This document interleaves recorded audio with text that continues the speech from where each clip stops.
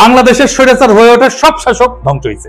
বিএনপির নেতা কর্মীদের বলতেছি, আপনারা কি চান বিএনপি ধ্বংস হয়ে যাক? আমরা রাতারাতি বিএনপির মতো একটা দল তৈরি করতে পারবো, তাইলে ক্ষতি কার হবে? বিএনপির হবে নাকি বাংলাদেশের হবে? আজকের এপিসোড দেখার পরেও যদি আমার বিএনপি শত্রু বলে মনে হয়, তাহলে কিছু বলার নাই। নিজের নিজে মারতে চাইলে কেউ তারা ঠেকাইতে পারবে না। তাই যারা এখন ঘুমায় আছেন তারা যায় না রাখেন, আপনার ঘুমের দাম ভারত থেকে বুঝে নিচ্ছে। আপনার ভূখণ্ড ব্যবহার করে, আপনার নদী হত্যা করে, আপনার ভবিষ্যৎ বন্ধক রেখা আপনার গণতন্ত্রকে লাশ বানায়, তারা আগ্রাসনকে সৌহার্দ্য বলে চালাই দিচ্ছে। আর আপনি একটা দলকে বাঁচাতে গিয়ে পুরা জাতিকে খাদের দিকে ঠেলে দিচ্ছেন। বিএনপি যদি আবারও এই খেলা না বোঝে, যদি তার নেতৃত্ব আবারও ভারতের পায়ের দিকে মুখ করে বসে থাকে, তাহলে মনে রাখবেন স্বৈরতন্ত্র কারো আপন হয় না।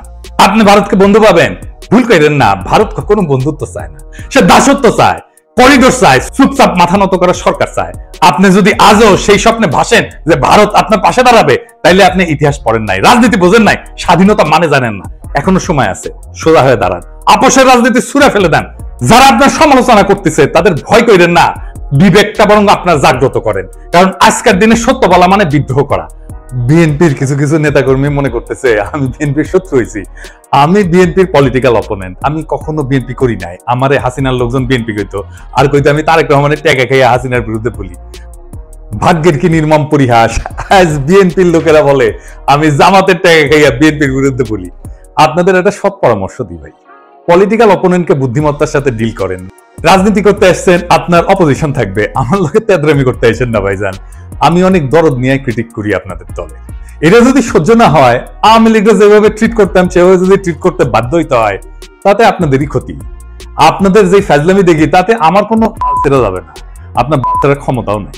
যাই হোক, অনেকে বলে বিএনপির পিছে কেন লাগিছি, উত্তরটা আগে বলছি, আর একটু খুলে বলি। এটা রাজনৈতিক, দার্শনিক, ভূ রাজনৈতিক বিষয় আছে এটার সাথে। আসেন না এটা আমরা খুঁজে দিই। একটা প্রশ্ন করি, দেখি এই প্রশ্নগুলো আপনাদের মনে আসছে কিনা কখনো। বাংলাদেশে মুজিবকে কেন স্বৈরশাসক হয়ে উঠতে হয়েছিল?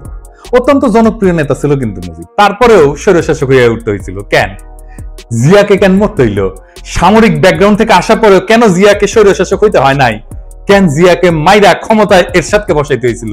কেন এরশাদকে স্বৈরশাসক হইতে হয়েছে?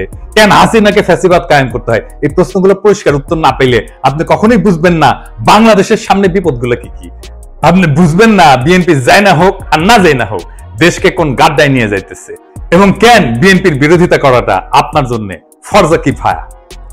এইটা পরিষ্কারভাবে বোঝার জন্য আপনাদের বাংলাদেশ নিয়ে ইন্ডিয়ার কুরকুরানিটা কেন সেটা বুঝতে হবে। তা না হলে রাজনীতির কোনো হিসাব আপনি মিলাইতে পারবেন না, আর বারবার আপনি এইরকম স্বৈরশাসন আর ফ্যাসিবাদের কবলে পড়বেন। আসেন আল্লাহর নামে শুরু করি। আপনি যদি ভারতকে প্রশ্ন করেন আজকের দিনে তার সবচেয়ে ঝুঁকিপূর্ণ সীমান্ত কোনটা, কে তার সবচেয়ে কৌশলগতভাবে গুরুত্বপূর্ণ প্রতিবেশী, পাকিস্তান কিন্তু না, উত্তরটা হইল বাংলাদেশ। বাংলাদেশ কেন ভারতের একটা জীবন্ত দুশ্চিন্তা, সেটা বুঝতে হলে আপনাকে দুইটা জিনিস একসাথে দেখতে হবে। প্রথমত, ভারতের কাছে বাংলাদেশের সবচেয়ে বড় সমস্যা হলো তার ধর্ম, ডেমোক্রেসি। বাংলাদেশ মুসলমান সংখ্যাগরিষ্ঠ দেশ, এটা তো জানা কথা, কিন্তু আশ্চর্যের ব্যাপার হইল ভারতের পূর্বাঞ্চলে একসময় মুসলিম মেজরিটি ছিল। আসাম থেকে শুরু করে নাগাল্যান্ড পর্যন্ত পুরানো ক্যাবিনেট মিশন প্ল্যানে পূর্ব ভারত বরাবর মুসলিম সংখ্যাগরিষ্ঠ অঞ্চল হিসেবে বিবেচিত হয়েছিল। ক্যাবিনেট মিশন প্ল্যান কি? আসেন এটা একটু খুঁজে দেখি। ক্যাবিনেট মিশন প্ল্যান হচ্ছে 1946 সালে ব্রিটিশ সরকার প্রস্তাবিত একটা সাংবিধানিক পরিকল্পনা, যা ভারত উপমহাদেশের রাজনৈতিক ভবিষ্যৎ নির্ধারণের জন্য গৃহীত হয়। এই পরিকল্পনার মূল উদ্দেশ্য ছিল ভারতকে একটা ফেডারেল কাঠামোর অধীনে ঐক্যবদ্ধ রাখা, যেখানে প্রদেশগুলা ধর্মীয় সংখ্যাগরিষ্ঠতার ভিত্তিতে 3টা গ্রুপে বিভক্ত করা হয়েছিল। গ্রুপে ছিল হিন্দু সংখ্যাগরিষ্ঠ প্রদেশগুলা, যেমন ধরেন মাদ্রাজ, বোম্বে, ইউনাইটেড প্রভিন্স, মানে বর্তমানে যেটা উত্তরপ্রদেশ, বিহার, সেন্ট্রাল প্রভিন্স ইত্যাদি। 2 নম্বর গ্রুপ হচ্ছে মুসলিম সংখ্যাগরিষ্ঠ পশ্চিমাঞ্চলীয় প্রদেশসমূহ, যেটা নিয়ে আসলে পশ্চিম পাকিস্তান হয়েছে, যেমন পাঞ্জাব, চীন, বেলুচিস্তান, উত্তর পশ্চিম সীমান্ত প্রদেশ ইত্যাদি।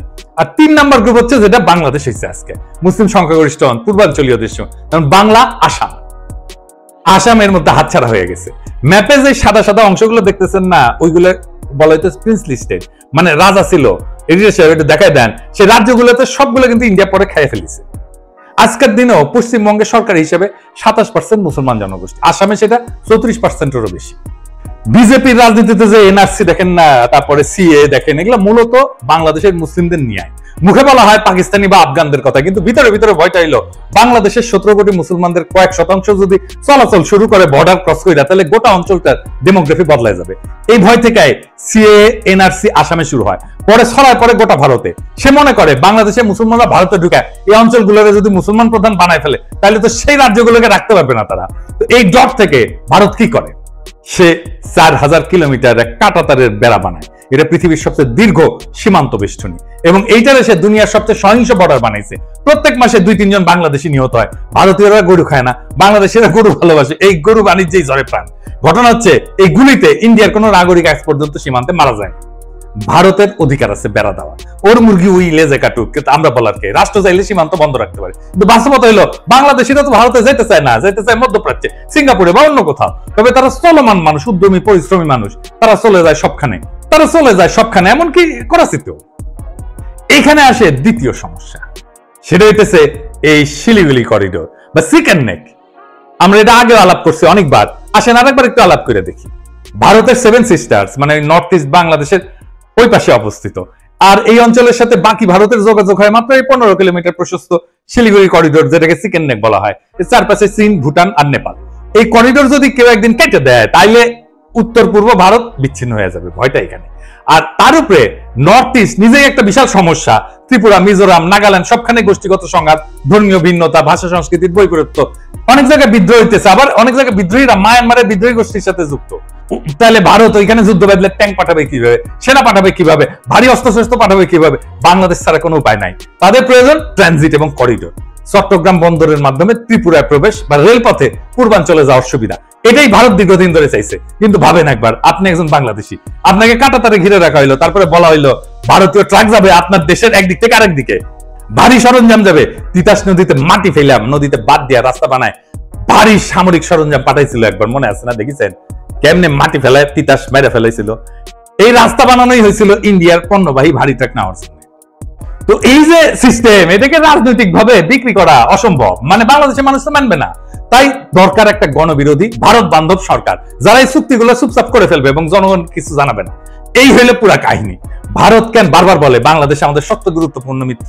কারণ কৌশলগত দিক দিয়া বাংলাদেশ ছাড়া ভারতের নর্থ ইস্ট অচল, কিন্তু ধর্মীয় দৃষ্টিভঙ্গিতে ভারত মুসলমান পছন্দ করে না, তাই কাঁটাতারে বেড়া দিছে। আবার কাঁটাতার দিয়ে ঘিরে দিলে তার 7 সিস্টার্স অরক্ষিত হয়ে পড়ে। এই এক শাখের করাত, যাইতেও কাটে আসতেও কাটে। তাই বাংলাদেশে ভারতের সবসময় এমন শাসক দরকার যে ভারতের অনুগত হবে এবং তাদের মতে বন্ধুভাবাপন্ন হবে। ভারতের প্রতি বন্ধুভাবাপন্ন হইলে বাংলাদেশের জনগণ হয়ে উঠবে সরকার বিরোধী, তাই তাকে হইতে হবে স্বৈরাচার। বাংলাদেশের 3টা ভারত বান্ধব সরকার, মুজিব, এরশাদ আর হাসিনা, 3টাই স্বৈর শাসক। জিয়া আর খালেদা জিয়া এই 2জন প্রবল ভারত বিরোধী ছিল জন্য তাদের স্বৈর শাসক হইতে হয় না। একজনকে মরতে হয়েছে, আর একজনকে বিষ প্রয়োগে হত্যার চেষ্টা করা হয়েছে। আমি প্রমাণ সহ এপিসোড করেছিলাম, খালেদা জিয়াকে বিষ প্রয়োগ করা হইতেছে, দেখে নিয়েন যদি দেখে না থাকে। তাইলে এই যে মির্জা ফখরুল যে বলে ভারত বন্ধু দেশ, এটা শুনেন কি বলে। ভারত আমাদের প্রতিবেশী, সবচেয়ে বড় প্রতিবেশী, আমাদের বন্ধু। আমাদের যুদ্ধের সময় 1971 যুদ্ধের সময় আমাদের সহযোগিতা করেছিল। আমরা ভারতের কাছে সবসময় প্রত্যাশা করি যে ভারত বাংলাদেশের মানুষের পাশে দাঁড়াবে। শুনেছেন তো? আর এই যে আমরা যে অভিযোগ করি যে বিএনপির সাথে ইন্ডিয়া সিস্টেম করেছে, এই সিস্টেম যদি করে থাকে তাইলে তো বিএনপি স্বৈরাচার হয়ে উঠবে। তবে আমি গর্ব করে বলি, ইনকিলাব জিন্দাবাদ।